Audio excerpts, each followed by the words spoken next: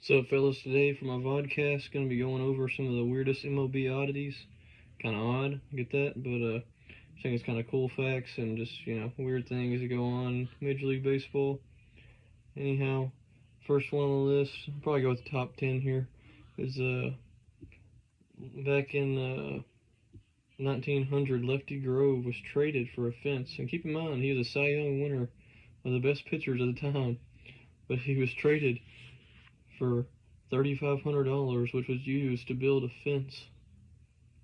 And he went on to have a great career after this and win 2 World Series with the Phillies. But yeah, he was traded by the Orioles so they could get a fence built for their minor league team. Not a good trade. Also, in 1924, the World Series, the game was impacted by a pebble. As the ball bounced off a pebble, went over the third baseman's head, they ended up losing the World Series in Game 7.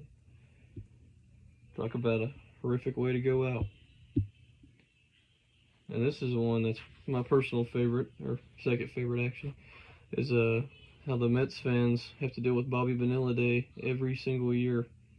As in 2000, he had $5.9 million left on his contract with the Mets, and instead of asking for it, getting it all up front, the Mets were idiots and offered to give him $1.2 million each year for 25 years to save money that year. So instead of getting $5 million, he gets $25 million, or a little more than that with the .2, which will continue to go on until next season will be the last year.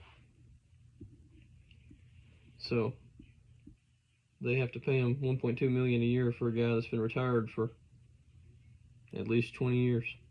And, not too sharp a business decision there. And another one, they only played there at the Baltimore warehouse outside at Camden Yards, their ballpark, in right field. Ken Griffey Jr. hit a ball off the warehouse, which is over 500 feet. And my favorite one is Randy Johnson in a game threw a pitch 105 miles an hour, which is insane. It hit a bird that was flying right in between the mound and home plate, blew it up.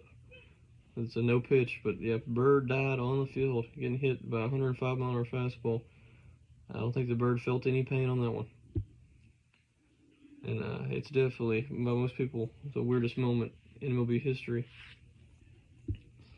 Another thing is Zach Greinke won the Cy Young in 2009, the AL Cy Young. He's been a great pitcher, been in the league forever, but he was awarded a samurai sword as well as a Cy Young award for winning it. And probably one of the funnier ones is the actor Will Ferrell played for 10 teams in one day in spring training to raise money for cancer awareness.